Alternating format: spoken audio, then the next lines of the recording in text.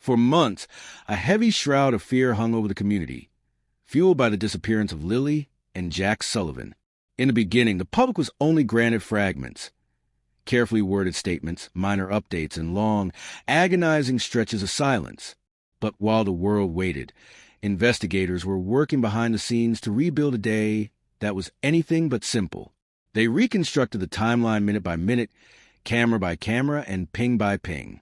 At the center of this reconstruction is one man, Daniel Martell. Though no charges have been laid and no guilt declared, his movements have become impossible for the RCMP to ignore. The story begins on the morning of May 7th. On the surface, the early hours appeared ordinary. Digital footprints showed Daniel was awake and active. His phone usage was consistent. Messages were sent, connections were made, and his movement followed a steady, predictable rhythm. It was the digital signature of a man going about a regular Tuesday. However, that rhythm was destined to break. At 12:15 p.m., the narrative shifts.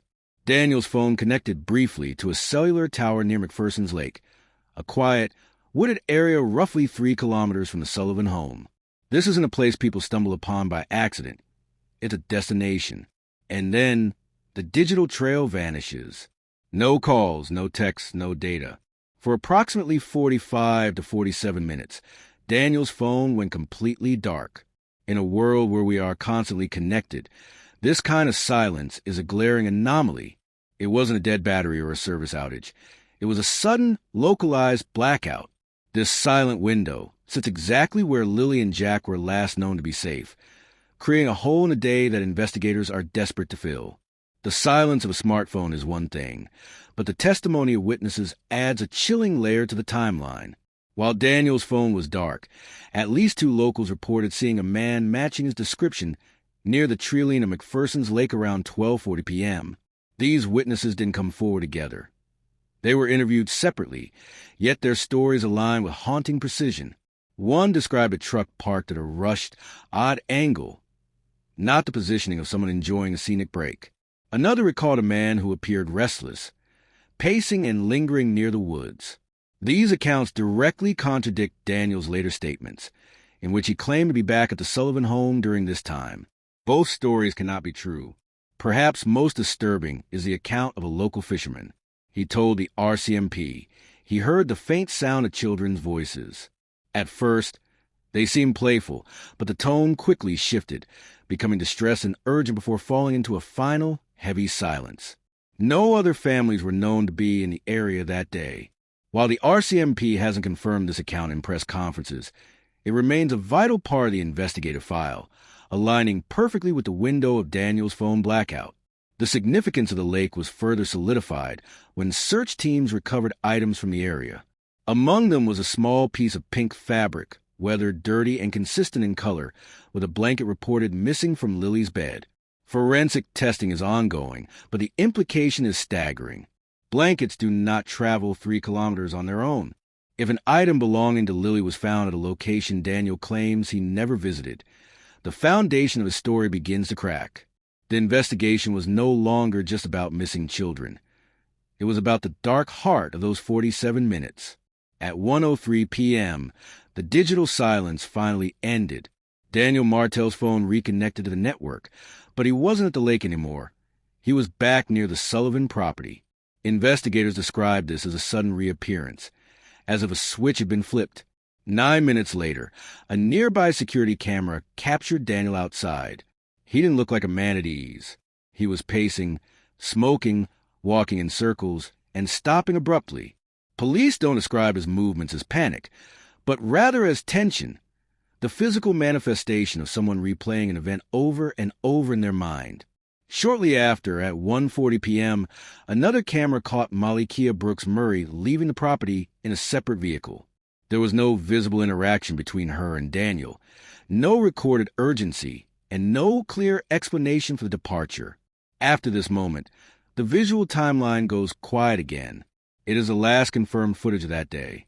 When the RCMP stepped back to look at the house itself, they found a different kind of unsettling detail: the lack of sound. The Sullivan home was not a place of privacy. The walls were thin, and the floors creaked. Family members testified that you could hear almost everything: footsteps, voices, even the sliding of the patio door. Lilly and Jack were loud, active children who often called out to each other. Yet, on the morning they vanished, no one recalls hearing the door open. No one heard the pitter-patter of feet or the familiar shout of, "Come on, Jackie," that Lilly was known for. In a house where sound travels so easily, the children seem to have moved like ghosts. This silence didn't match the story of two children simply wandering out to play. As the RCMP began to reconstruct the morning's events, they noticed a troubling shift in the adults' narratives.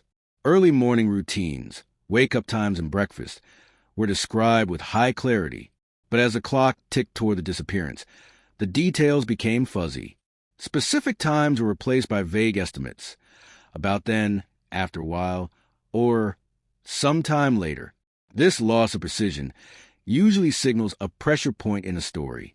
At one point, Daniel was heard calling for the children, his voice loud enough to carry through the house.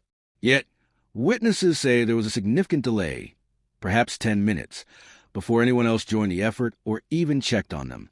This lack of immediate urgency stood out to investigators.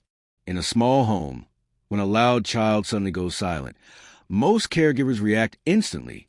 Here, the urgency came late. The physical evidence in the yard only deepened the mystery.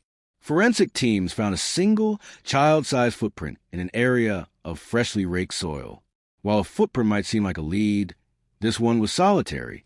Two children playing normally should have left a chaotic map of prints, smudges, and overlapping marks.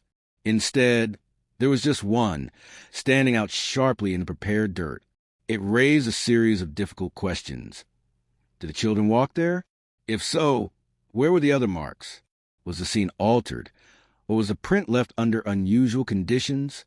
The footprint didn't provide a direction of travel or an exit point. It was a lone question mark in the dirt. It suggested that something had interrupted the natural flow of a morning play session, leaving behind a scene that felt staged rather than accidental. While the first footprint near the play area was heavily scrutinized, a second footprint was discovered much farther away, near a pipeline. Interestingly, this clue was treated differently. In early walkthrough footage, it was mentioned only briefly, almost in passing, without the measurements or detailed explanations given to first. Investigators often look for this kind of contrast, what people choose to emphasize and what they choose to minimize. The location of the second print was even more baffling. It was in an area that two small children were unlikely to reach on their own without being spotted or leaving a clear trail through the brush. This brought the investigation back to the same haunting question. How did Lilly and Jack move through this space unseen and unheard? The behavior of the adults in the hours following the disappearance also came under the microscope. The RCMP reviewed every available video and phone record, looking for the chaos typical of a genuine emergency. Instead, they found a pattern that was controlled and measured. The calls weren't made all at once. The search didn't become frantic immediately. While everyone reacts to stress differently, the specific pattern suggested hesitation rather than shock. Inside the home, there were no signs of a struggle, no overturned furniture or broken glass. But the absence of physical damage doesn't mean nothing happened. Often, the most important clues are the things that are missing.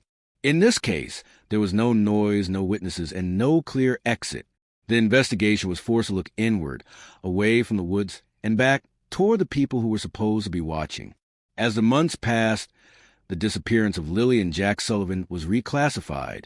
It was no longer a search for two children who had simply wandered off. It was an investigation into a sequence of gaps and contradictions. The RCMP shifted their focus from asking "where are they" to "what happened that day."